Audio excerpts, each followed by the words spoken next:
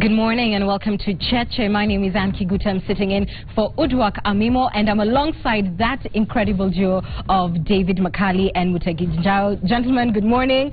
So here I am again. Thank you. You're welcome. Thank you for having me on the show.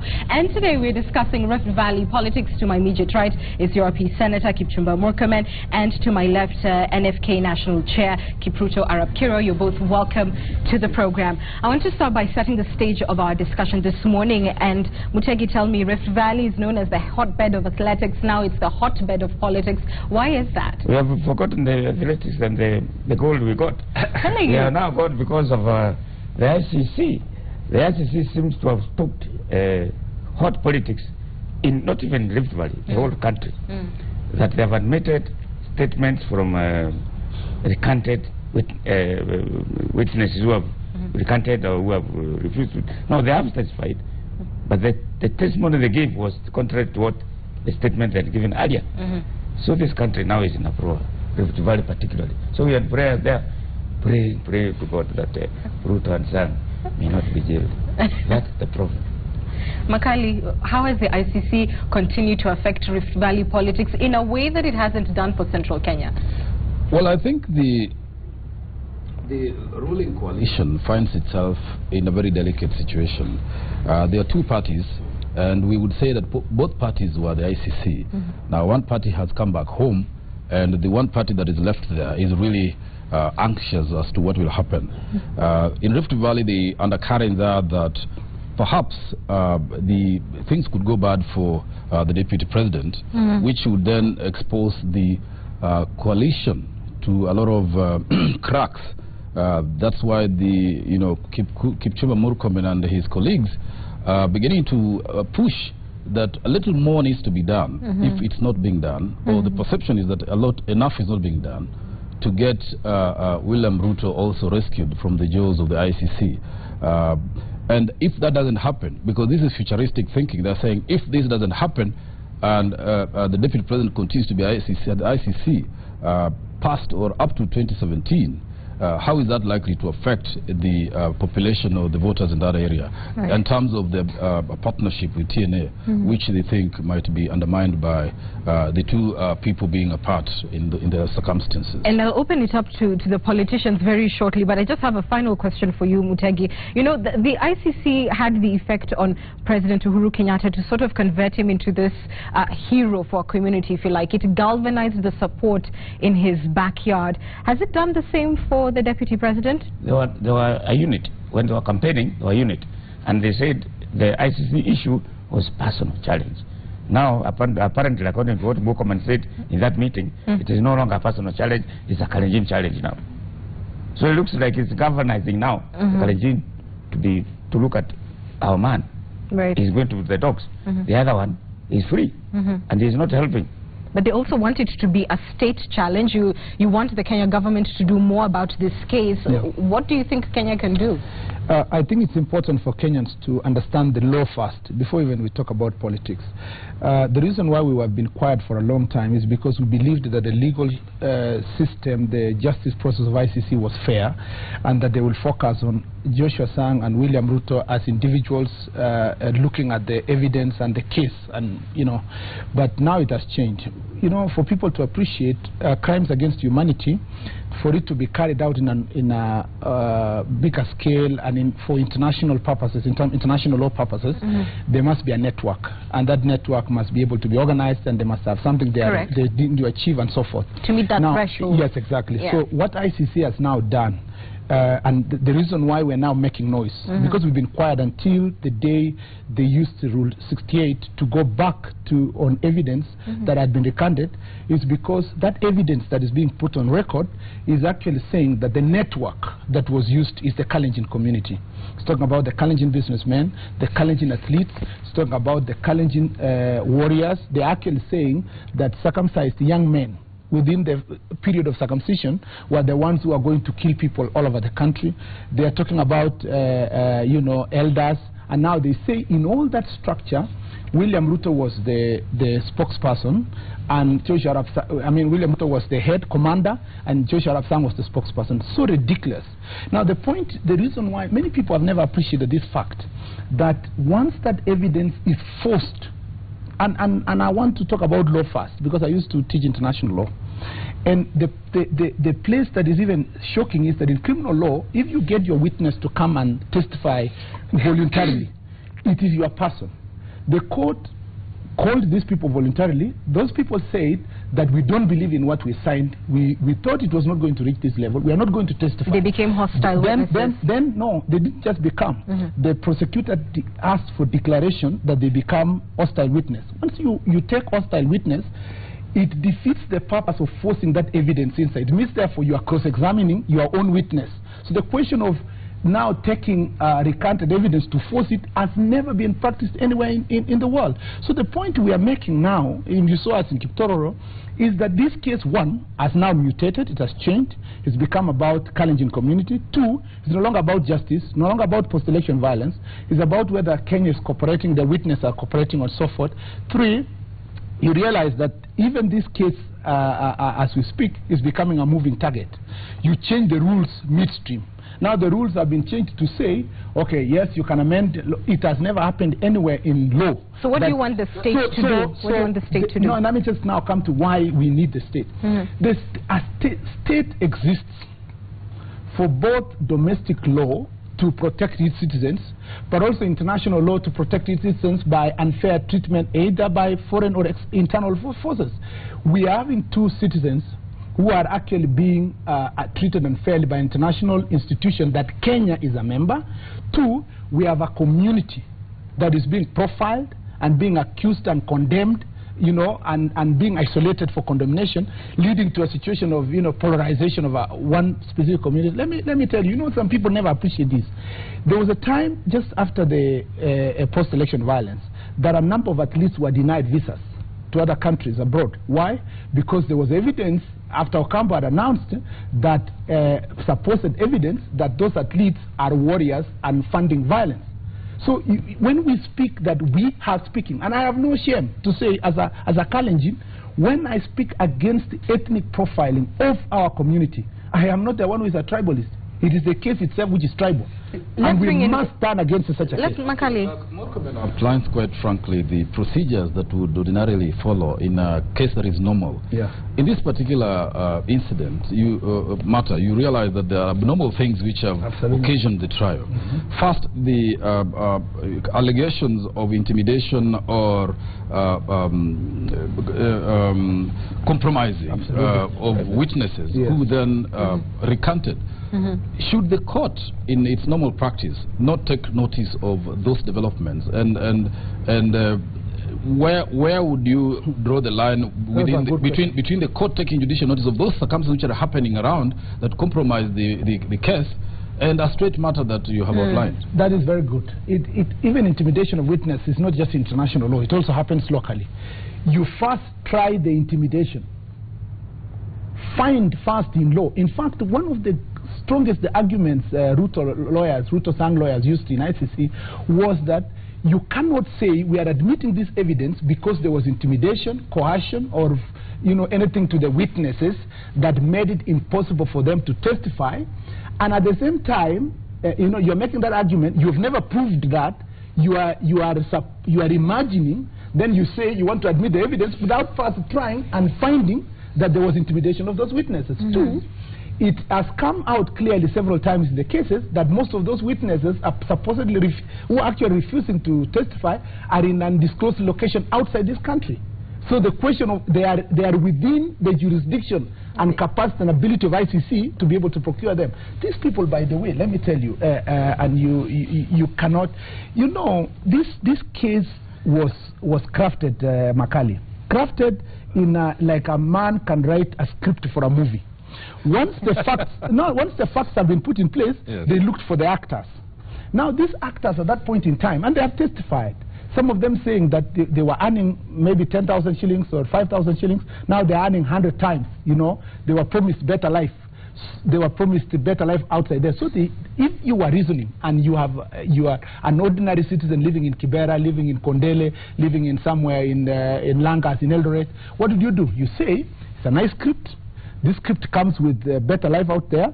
Let me fall into this script. In any case, well, what you're saying right now is purely allegations and rumors. But I want to progress the conversation. Hold on.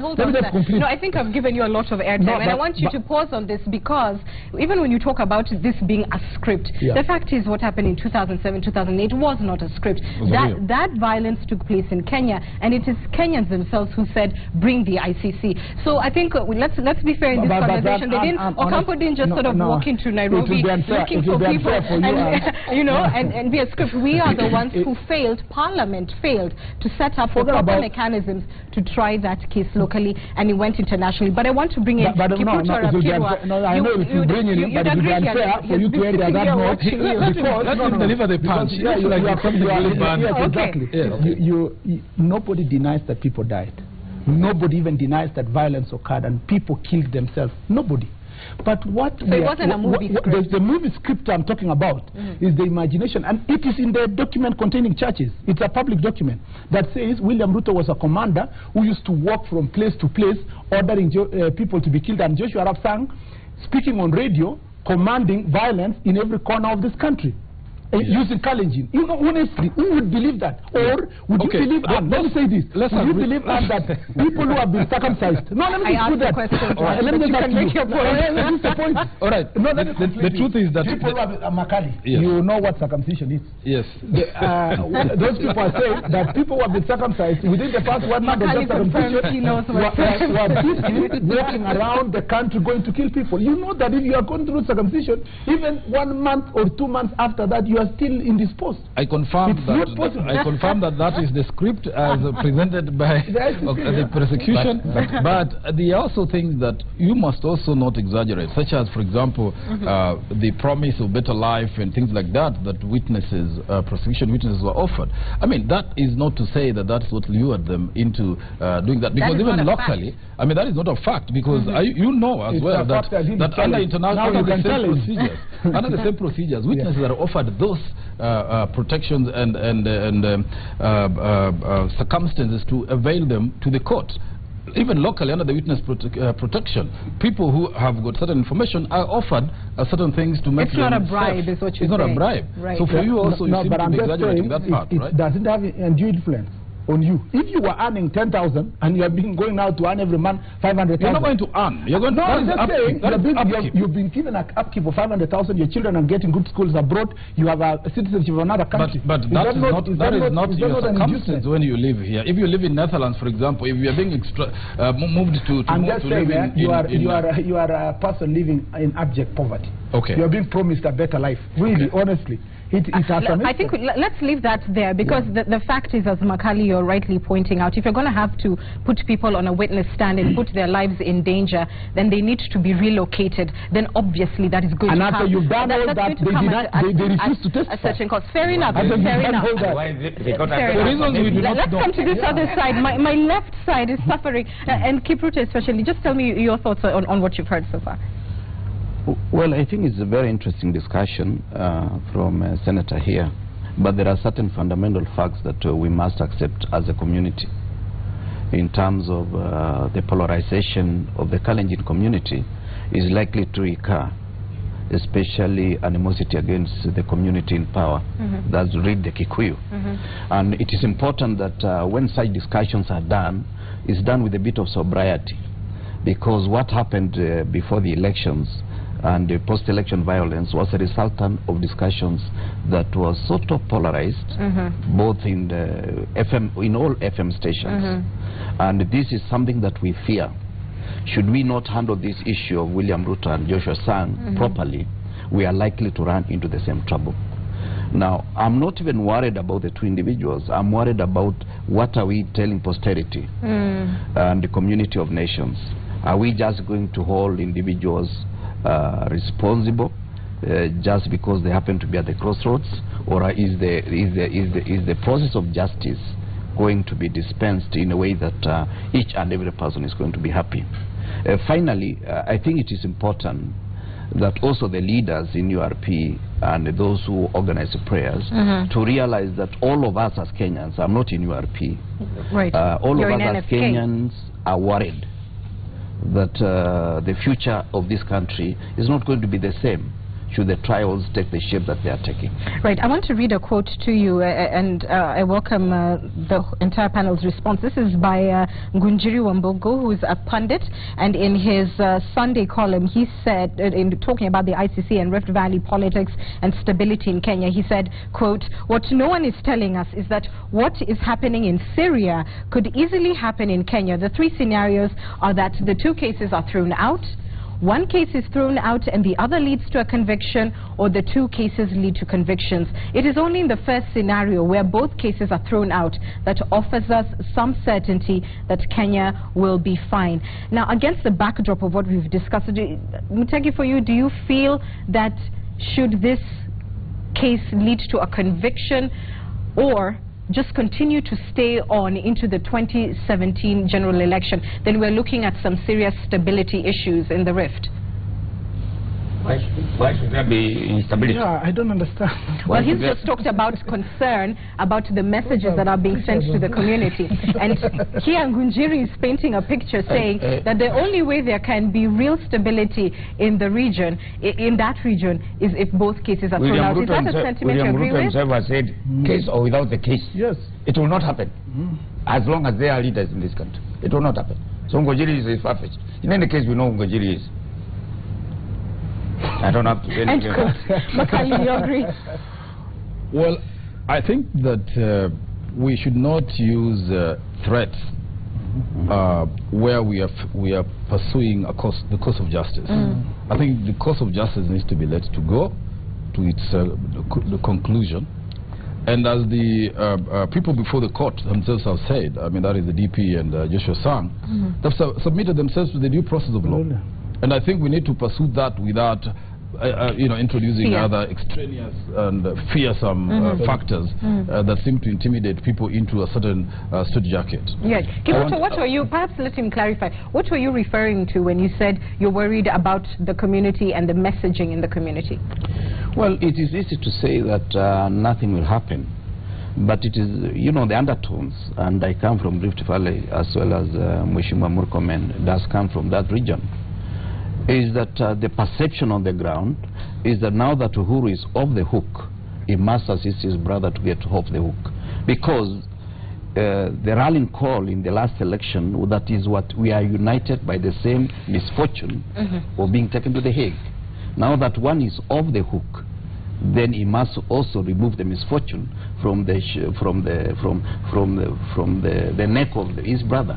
But is it possible? How is it possible that Uhuru is going to help Ruto to get out of the ICC? Well, it's not Uhuru per se. Or the government of Kenya? It is the government of Kenya, the state machinery, to be able to take the due process. Which President Uhuru Kenyatta controls? Yeah, controls. Okay. Yeah.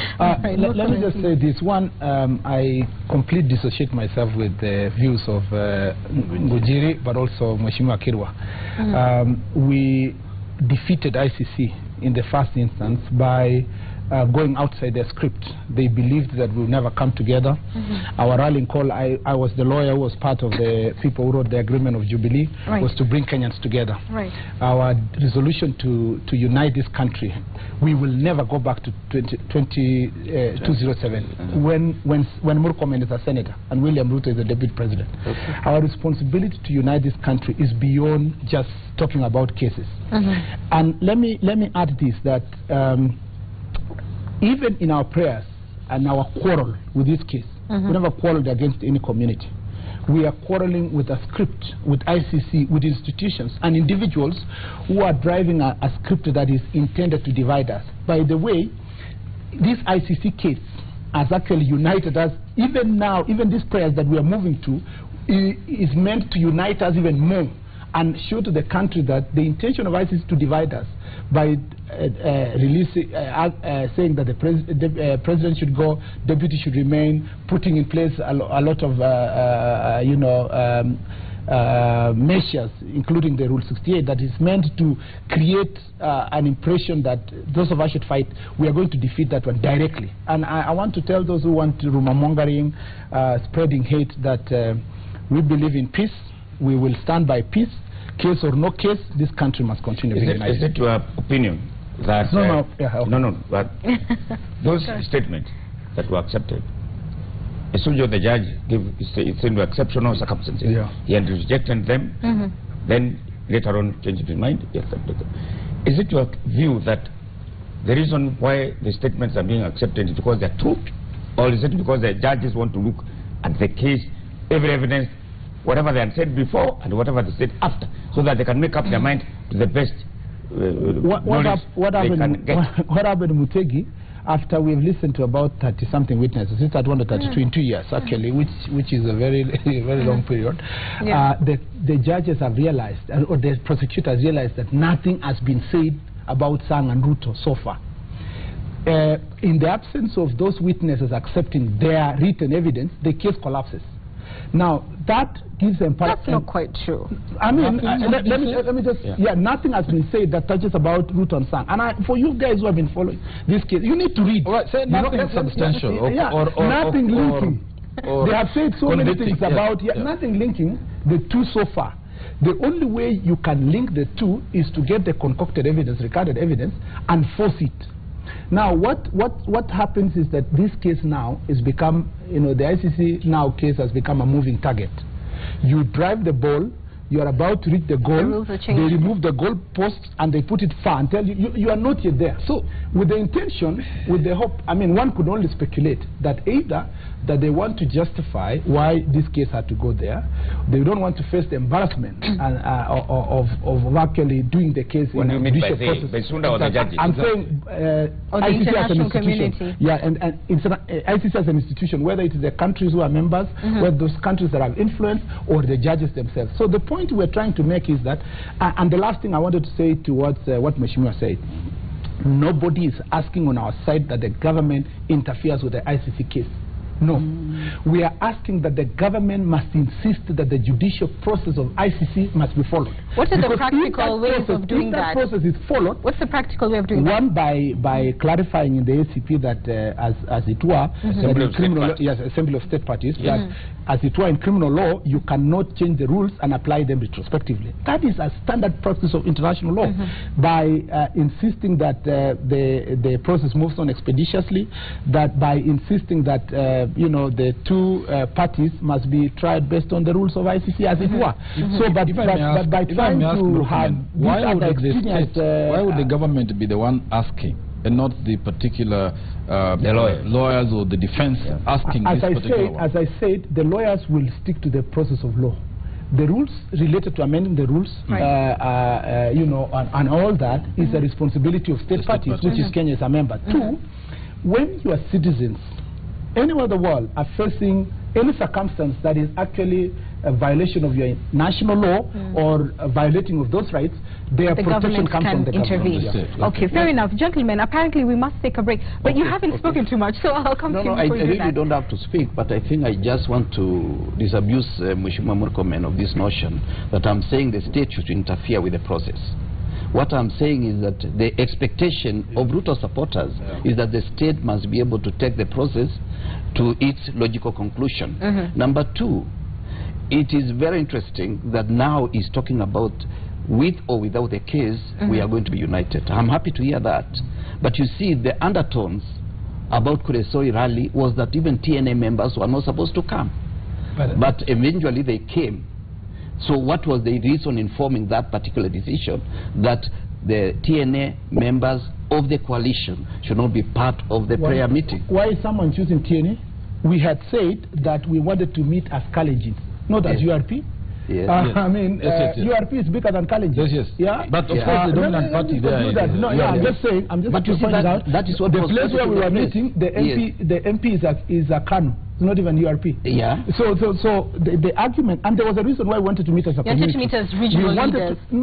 We wanted to meet as community leaders to have a moment first to reflect. From selected parties, you didn't invite me. No, I just said no. Why did you not invite them? First of all, Isaac Ruto said he was not invited.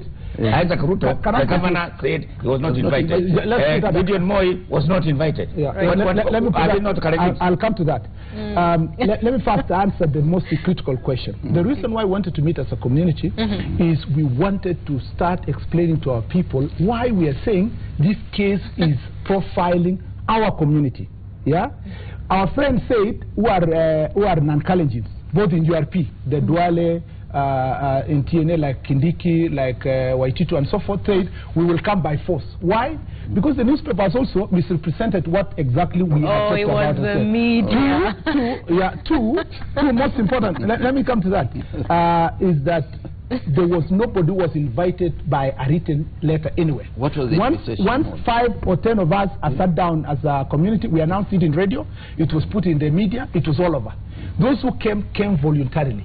They came all over. It was so ridiculous. I saw Isaac Ruto saying that they didn't write to me, they didn't do what. No, what's that group? Let me say that. I will answer that. We have a WhatsApp group and it really works. Yeah, WhatsApp was everywhere. It was on Facebook, it was on Twitter. Nobody had to be invited. The point I wanted to make is that everybody who was from the community and is a leader was invited. Our governors came and nobody wrote to them. Our senators came, our MPs came, our MPs, over 200 of them came. The point I'm trying to make is that one day we will revert back to that argument, but why somebody like Gideon Moi or Isaac did not come, or Kutwin did not come, or my brother here did not come. Invited. Because there is a sense in which if you feel for Ruto and Sang, it will drive you to do everything that is possible, whether to kneel, pray standing, pray walking. It's about conviction and emotions and how you perceive it. But those who perhaps have a different view of Ruto and whatever could make whatever choice they want to make. Imagine we must take a break, but we will return to that conversation. Makali, I beg your indulgence. We'll return to that conversation right after this short break. Of course, you're getting in your feedback on 22422. We'd love to hear from you. Keep sending it in. You're watching Cheche.